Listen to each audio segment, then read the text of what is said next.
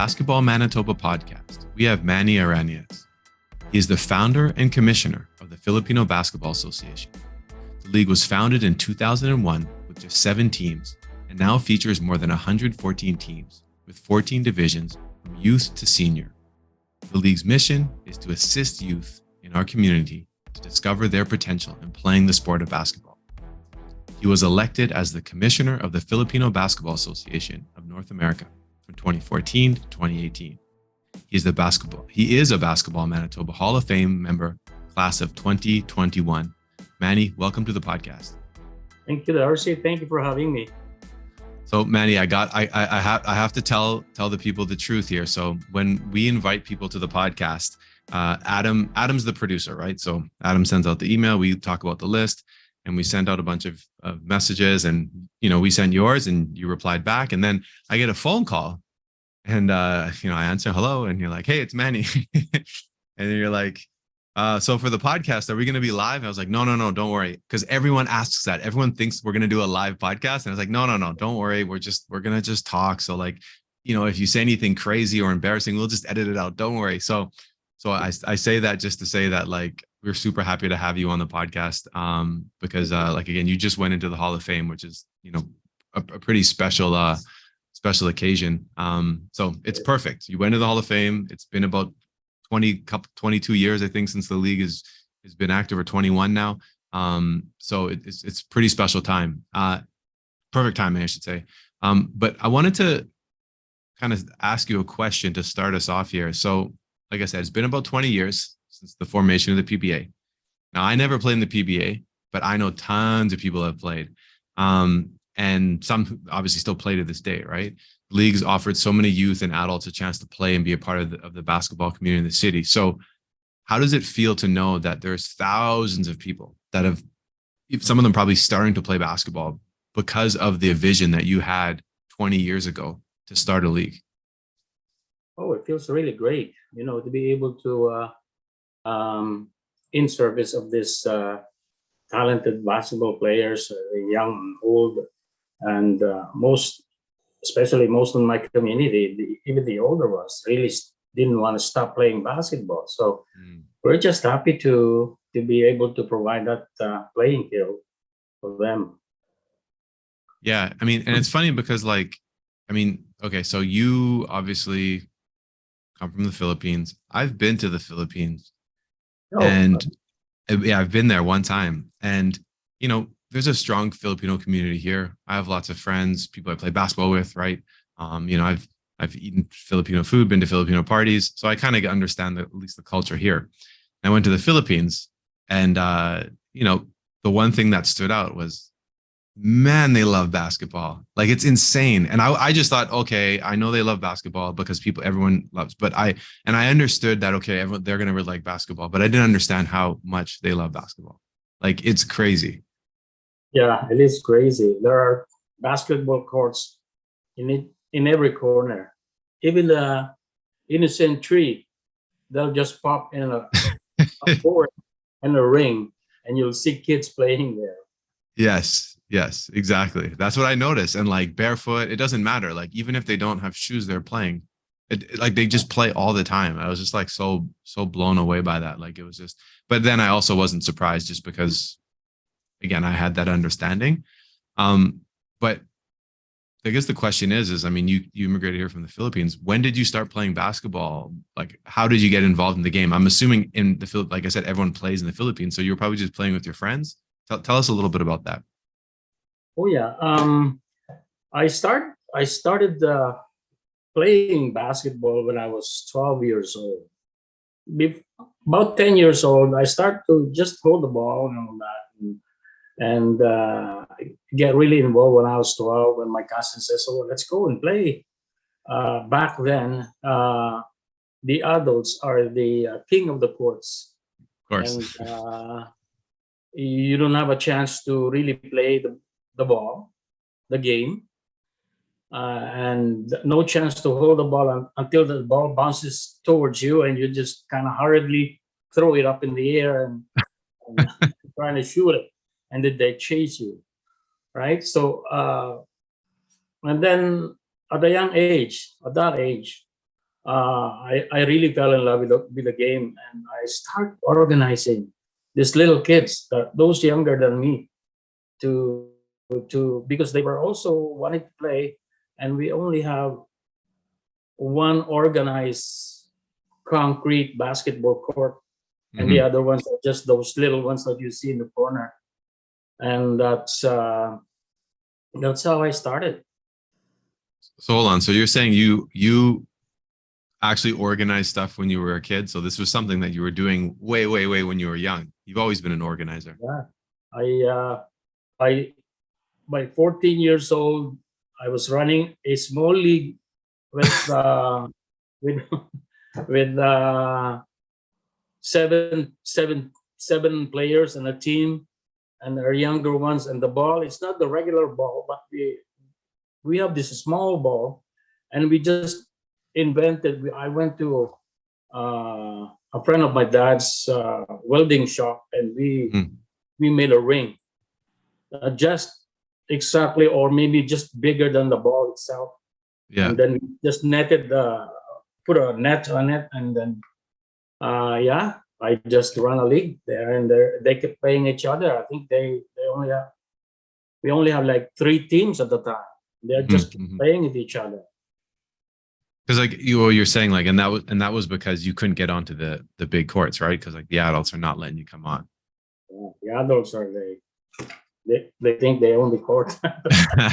Like You got I no guess they say. kind of did. Growing up, you have no say. Yeah, yeah. But I think maybe that's, I guess, is that part of the reasons why you wanted to give kids, I mean, this experience you had when you were younger of not being able to play, and now the PBA's somewhere where that kids can play at a super young age. They have somewhere to play. Oh, mhm. Yeah, so it's that's an interesting, that's a crazy story. So like we mentioned you did immigrate here as a young man. I have to just ask you just a general question. Now, this isn't basketball related, but what was it like when you first came here? The city's freezing. Your first winter, That's luck. you come here. You're like, what is happening? What was it like immigrating to Canada, then to Winnipeg from the I Philippines? was lucky. I came in the month of June, but then June was cold too. I'm not used to the June weather, but when I got off the plane, I thought I spilled something in my pants. I thought my pants were all wet. I thought I had an accident myself. I go, wow, this is cold. Oh, I'm trying to feel my pants and it's dry, but it's cold. I said, oh my God. So Wow. the brother was like, yeah, this is the weather here. This is actually nice. I said, nice. Oh, I didn't say anything, but as we drive home, I look around, I look at the windows, and I'm looking for basketball court, and I did not see one from the airport up onto the west end area there. I did not see one. So when I got home, I asked my brother. I said, "Do they play basketball here?" And my brother, oh yeah, of course you can see them. I'll get you in touch with the Filipino group here that plays basketball. Oh, okay. I kind of lift me up a bit. I said, oh, okay. Then I have a place here to go. Hmm. And, And so what type of opportunities existed then? So like what was the Filipino group? Was it just a group of guys? Was it a league? Were there lots of no, people? there was a league here at the time, but I didn't get a chance to participate in that league. Obviously, uh, from what I heard from the organizer before, the Filipino league was never finished. Mm, Never finished. They would start, but would never finish. Actually, I ended up, fighting and all that because of yeah, the yeah. newcomers from the Philippines. The newcomers, they're not used to the the game here in basketball. We still Hmm. have that back uh, attitude of a player back then. So Hmm. you know, uh, I just when I told my brother, I says, "Oh, I don't think I can play here because all they do is fight or argue or whatever." He Hmm. says, "Oh, you'll find somebody that and yeah." So I just kind of hook up with some friends, and we start playing YMCA or Victor Street on Notre Dame. There's an open court there. Mhm. So I live on Lipton Street, and at the time when I came, I didn't have any car, so I have to walk. So I walk, and my brother used to say to me, "You don't walk there yourself. You by yourself. You know." But I don't know of anyone. But I'd like to play basketball, so Mhm. I just go, and as soon as I see the court, like I'm relaxed already. Oh, okay, here. I'll there's a bunch of Filipinos there that are playing, and I kind of just play with them a couple of games, then I go Mhm. Mhm. So home. then it was just really just pick up early on, just pick up Yeah, just pick up basketball. basketball. Yeah, Interesting. That's interesting. and I get Well to then, know the other guys. yeah, yeah. So did any of the people that you met back then become like friends of yours? Like you just say, I met them playing pickup. Is that kind of how you met friends early on? Yeah, I still see some of the guys that I played basketball back then, and most of them are quit already, retired already. Yeah. I'm the only one that that's still running a little bit. I still play a Mhm. little bit of basketball. Are you Uh, still running? You're still running and you're yeah, still I playing? still run a little bit. Yeah, Okay. I still have a gym that we go to and practice. I go there and shoot around, and just enough to sweat. And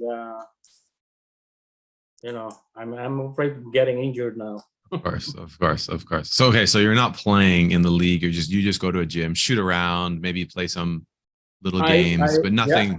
nothing in the league. Oh, last year I was part of the Oh, team too. oh, you played. Okay, so you did. Yeah, I Okay. played. Yeah.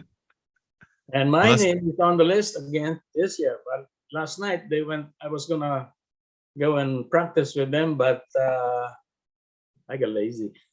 I have to plan this because my age now, after work or whatever I do, I have to plan it. I have to, okay, I just hang out a little more and enough for me to just go straight to the gym, yeah, yeah, basketball. Otherwise, if I go home at supper, then I get lazy. yeah, and then I yeah, go, it's like yeah, there's a good finished. basketball game on. I'll just watch this. Yeah, yeah. No, I know exactly how that goes. Right? You have to just either have to go or once you go home, once it's home time, it's home time. It's just Yeah. that's it. Yeah, I feel you. I feel you. Well, that's crazy. I mean, you've been playing for so long. I guess at some point are you like you're still going to be involved? You're not. You're seems like you're pretty much done playing, but like, are you going to like coach more? Like, what do you think with regards to if you're not playing? Are you going to say, okay, well, maybe I'll coach kids more or like do other stuff? What do, what are your plans? I don't actually coach. There was only a few times that I've coached, and I don't like that Really? position. They like you when you're winning, and when you're losing, you didn't you, you don't know what you're doing, right? That's true. So, That's but true. I think I have a talent in running a group, or I like organizing and all that. I think, and I'm just gonna stick to that Stick to that. for a while. Well, as they say, stick to your strengths. I think that's Yeah, how the saying goes. Yeah. exactly. Yeah, Well, okay. Well, since you are going to be sticking to your strengths, I'm like as we mentioned, 2001, PBA was formed. We're over 20 years. When did the initial idea come about? Like, were you sitting with some friends? Like, tell me about that story when you're like, I think I want to start a league or I want to do this. Like, where did the PBA come from? And tell us a little bit about that. Tell us the story. We okay. want to hear the story. Yeah. Back in the late 90s, I met a couple of friends from from uh, from province where we were in the same province in the Philippines. So Okay. we kind of relate to each other when, oh, you're from there, right? So I came from there too. So in total, we know mostly of the guys that lives in Lipa City. Is that the name of the city we came from?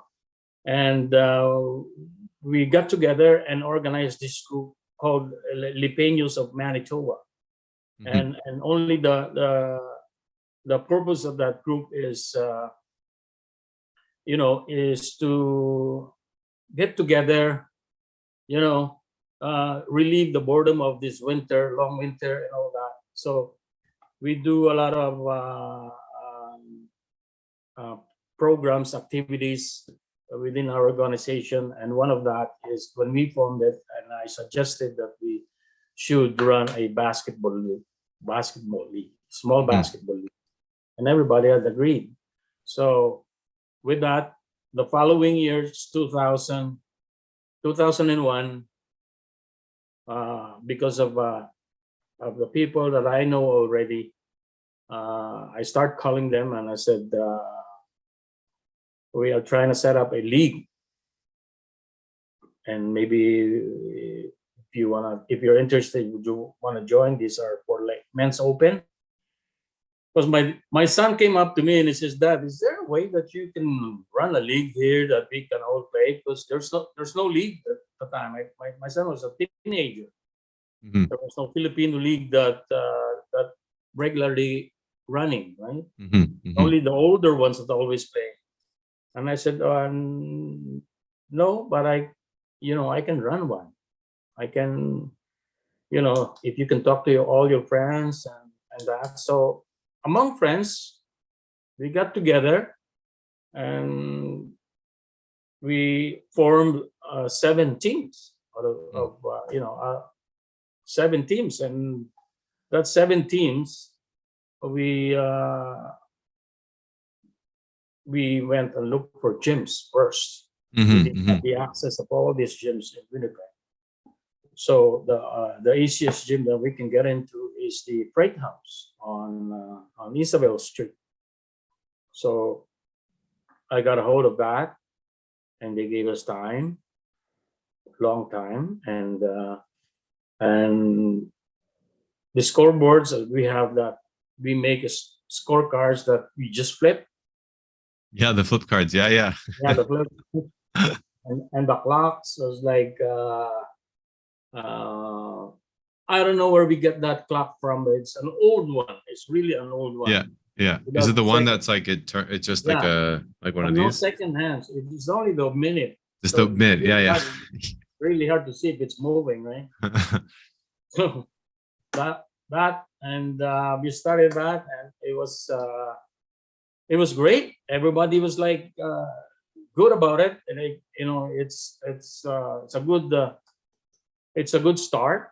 Mhm. So yeah, we just started with just 7 teams, and we had the championship, and we had a trophy. We solicited some sponsors that donated some trophies and all that, and from that, we just kept on growing. We just kept on Mhm. growing. Just kept going. Yeah. Well, it's interesting to say where you started. Like, obviously now you're at Garden City and at I guess Maples now, right? Those are the schools you run out of. But I always remember Garden City because I've definitely been out to some games. I think I was watching people, and the one thing, as I said when we started the podcast, I've obviously have people I've played with who are Filipino, and I've been to a bunch of Filipino parties. And one thing about the community and the culture is food is very important.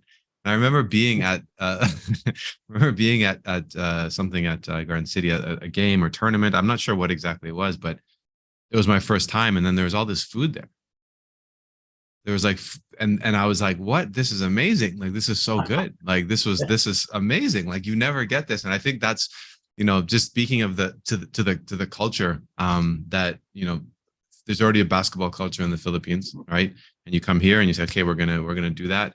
But that's something that you're not gonna see in just like something else in the city here. You'll see food or like a concession, but you're not gonna see what happens, at PBA gyms and stuff like that with the food. I was so surprised. So being that like there is a Filipino community and you were starting something new and a basketball thing, you must have had some opposition to the idea of starting the league from maybe internally in the community or outside of the community. But how did the community support the league? And then I guess tell me some of the challenges you had maybe in continuing to run the league throughout the years. Yeah, anywhere you go, it's given already that when you run something and it's successful, people will say, okay, we're gonna do the same thing. We're gonna Of be, course. so there are other leagues here in the community that runs, and I thank all my support, the support that I get, and also the Filipino community that trusted me with their kids to play on our league, because I think I'm connected or trying to connect with every single one of them. Hmm. That's the reason why we are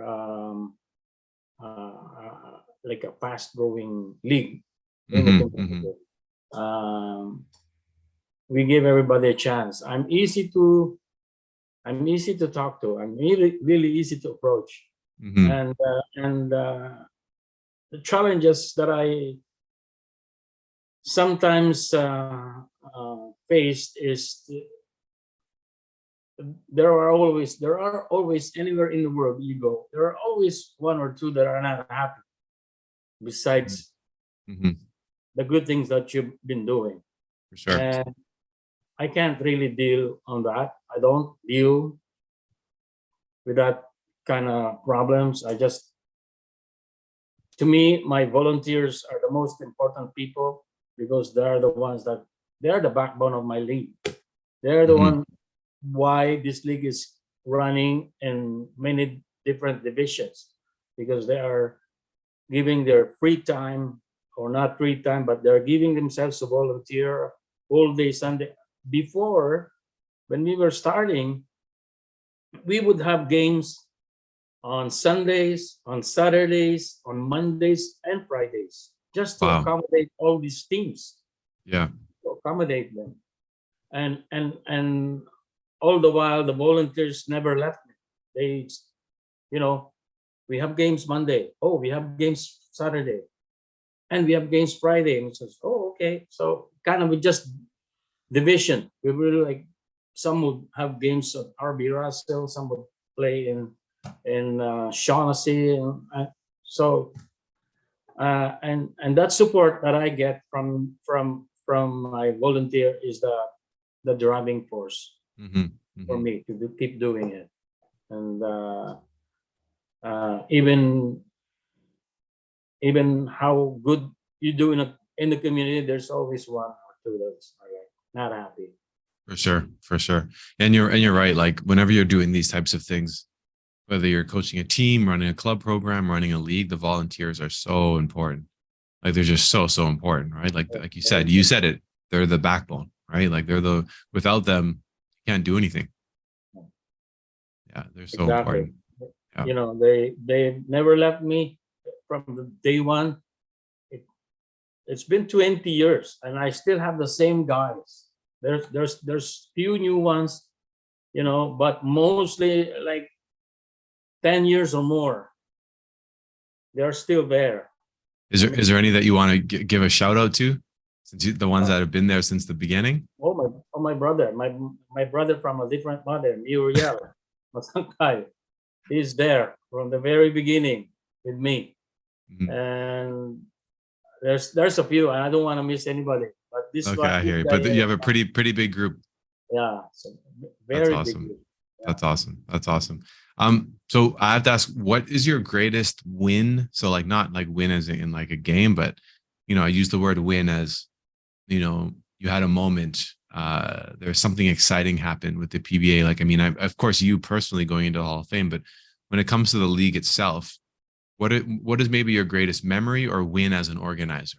Was it, you had a big tournament and you couldn't believe it, a moment that you remember like, wow, I did it.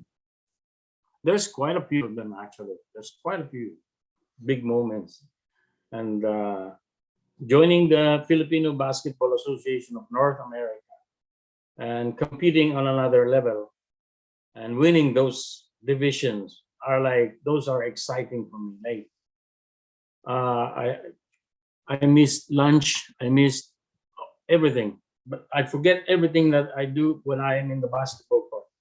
Mm. And those ones are, that would remain to me for the rest of my life. Mhm. But one of the most highlights is just recently, that first time that happened in the Filipino basketball in Winnipeg. or in Manitoba, or in Canada, for that matter. We recently joined last year for the National Basketball Training Center. This Oh. league, yes, this league is organized by an ex-professional basketball player from the Philippines. Mhm. It's designed for the high school players, high school basketball players, to get a chance to be noticed or recruited by colleges or universities in the Philippines. So Oh. in order for that to happen, Canada, with this organizer from Toronto, organized a global game. It's called the Canada Global Game, because America would have their own type of a Yep. tournament. Yep. Europe would have their own type of tournament, and so on. So, and last summer, we got together. I talked to the coaches that I want, Jomar and Lenin Mangaron, you know him, Mhm. and David Sagan. Those are the three coaches that I talked to, and we had a tryout for our 2004.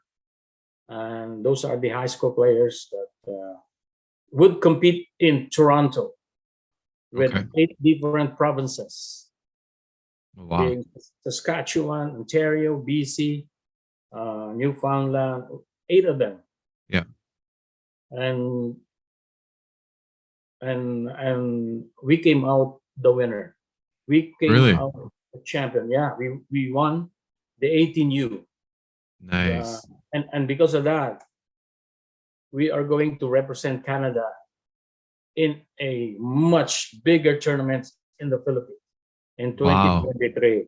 Yes. That's amazing. That's amazing. Is that summer 20 what like what months in 2023? Uh, it's in April of 2023. It Wow. is summer in the Philippines. That is summer in the Philippines, but here it's like spring. But Wow. so That's amazing. That like big yeah, congratulations. That's so thank you. cool. Yeah, Well, and that's one of the highlights also, and you know, our men's open. You know how powerful our men's open. You know, oh we yeah. can compete. We may not be that tall, but we can compete, and it's always our team. Winnipeg is always the team to beat when we go to the Filipino Basketball of North America tournament. Mhm. You Mhm. know, before the pandemic, still get together there on a Friday, then you draw on a Friday night. The whole cities are all together, the directors, and we will have a draw. So every time they pull the Winnipeg, damn Winnipeg. So it was Yeah, like, we I'm so proud of the boys. I represented, including Lenin, because Lenin is I have to be careful on telling this. I think Lenin is he's still a legend. He's still a yes. Yes. yeah, and but we started in Lenin as a men's open, and all the way to Jonar and these young guys coming up. I am always very very proud of them to Yeah. represent it. Yeah. Yeah. And I think that's the one thing I've heard. So I know, I'll meet Filipino people from other parts of Canada that play basketball, and they know this. They Yeah, always know, because I'm like, oh, I'm from Winnipeg, and they're like, they know. They're like, oh yeah, yeah. We played Winnipeg, they yeah. kicked our butt or whatever. We were at this tournament. Yeah, I mean, the talent it's undeniable. I mean, like it's we have so many good Filipino basketball players that have come out of Winnipeg. Talented. They cannot. Yeah. Back then, right? Back then, nobody really shoots threes. Especially Mhm. the big guy. Now even the big guy is shooting threes. Everybody. Yeah. Oh, Yeah. everybody. The Yeah. game Yeah. is changed so much. It's totally different now. It really Like has. It really has. back then when I used to play, I used to look for opening, and trying to always get the ball there. But now you can't do that. You got to stop right there. And Yeah. Yeah. so you have to, Yeah, it's a completely different game. It's like it's yeah. just changed so much. It's interesting. I've had this conversation with a few coaches and other people who were in interviews, and it's like the 3-point line and the shooting 3-pointers in fast on fast breaks and transition, the space of the game, just everything, the pick and rolls, everything is, and it's so fast, like it just go go go go go, and Yeah. it's definitely changed quite a bit. Unbelievable defense now. They play Yeah. unbelievable defense. Yeah. Well, they have to. They have no choice, otherwise they'll get torched. Yeah, you better play D, otherwise it's over. So, well, we went live on the call. I asked you. I said, congratulations. You were nominated, and you just went into the Basketball Manitoba Hall of Fame. And and I said, well, how did you find out? So how did you find out about it? And obviously, how does it feel? Oh, it feels really great. I'm so honored. I mean, PBA, the whole PBA league is so honored about this. We never expect that this is going to happen. We're just running a community league. We're just trying to. I know this is very important that we did that, because first we keep the Filipino youths away from troubles. And we're trying to get them busy and active in the community. Mhm. And that's so. When I heard that, when I got that phone call last year, 2021, I was just like I said, I was just watching TV, and here's Mr. Ross call me, and he says, Manny, I just come home from a meeting, and we talk about you as builder organizer of a basketball league, and we thought that we should recognize your contribution in the community. And I was like speechless. What is he talking about? Yeah. And we thought that you're a good candidate to be inducted into the Hall of Fame. I said, no sound. You go, oh my God. I said, oh, really? It's me? I cannot believe it. I was like, we're so honored. We're just so thankful, and the hard work that we do. Remember, I don't have a single one that's getting paid in the league. Mhm. Not a single one, including myself. So they volunteer there every single time, and this is what I told them. You see, when we do good things in the community, this is what happens. Yes. And Yes. I'm so thankful with the Basketball Manitoba. Absolutely. Absolutely. So who was the first person you called after you got off the phone with Ross? Or who's the first person you told? You said, did you just sit there? Did you text somebody? Did you make a I phone sat call? there and I go, what? Who do I call? I remember calling Muriel. I remember calling him. Yeah. I said to him, hey, you know what? I just got a phone call from Basketball Manitoba. Oh yeah? He says, yeah. About what? I said, no, this is about the inductions of the Hall of Fame for basketball, and they're going to. I'm a candidate to be inducted. Oh, really? I go, oh my God, that's good. So yeah, it's been since then nonstop. I told you, I don't think I can handle the celebrity. I got phone calls from media from within Canada, with the Filipino media. I got interviewed, even the Philippine news. Really? They called me. Yes, they called me. That when it was announced. Wow. Yeah, I go, and my family in the Philippines watching TV are the ones that are telling me. That's so cool. And all my friends go, hey, Manny, you're a celebrity now. I said, I saw you on TV. I said, what? Can't believe it. That's And so of cool. course, when we get posted in the Basketball Manitoba, everybody can open it, and it's just been really great. I am humbled and Mhm. honored to be an inductee of the Basketball Manitoba, and I Yeah. thank all of them Yeah. No, for recognizing our contribution. it's great. It's great. Like I said, I said that was the first thing I said when we came online. I say congratulations. It's super exciting. Because I know, like I said, you put it all this work. You have a volunteer group of people. You're volunteering your time, and it always feels good to be recognized, right? You don't do it to be recognized, but that when you don't do it to be recognized and you get recognized, it still feels good. You're like, thank you for that. I was gonna keep doing it anyways, but I do appreciate people recognizing you, and that's super important. So then I have to ask, what is the future of the league? What do you have any things planned? I mean, you talked about this new program that's that's connected to essentially a worldwide and international program. What other things do you have planned? Tournaments. I mean, we just went through the pandemic, so now things are opening up again. There's opportunity to do more things. You're now a celebrity. So what future things do you have planned for the league? Oh well, I think for now we are going to concentrate on this program that we just embarking right now. We're going to try and help these kids to do fundraising drives for them to be able to Okay. afford to go to the Philippines. It's really expensive to go there, Hmm. and we have a besides the tournament itself. 1 week we have a pre-tournament that we can go to, and the post-tournament that we can go to also.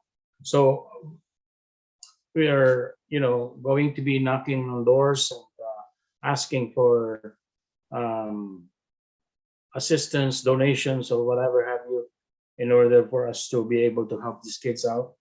Hmm. And then after that, when we'll see when if it is worth to continue, because it's going to be a yearly thing.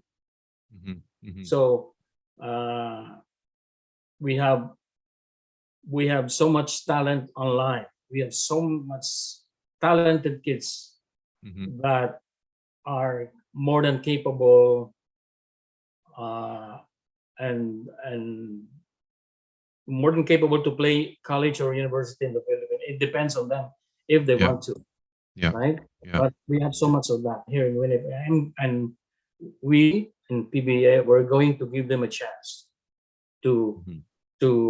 be part of that, and Hmm. and right now we're just gonna focus on that for now. Okay. That's good. So fundraising, people listening right now, I'm guessing you'll have stuff on your website maybe as well. How people can get involved. Are you planning on doing like a online crowdfunding thing as well? Yes, I have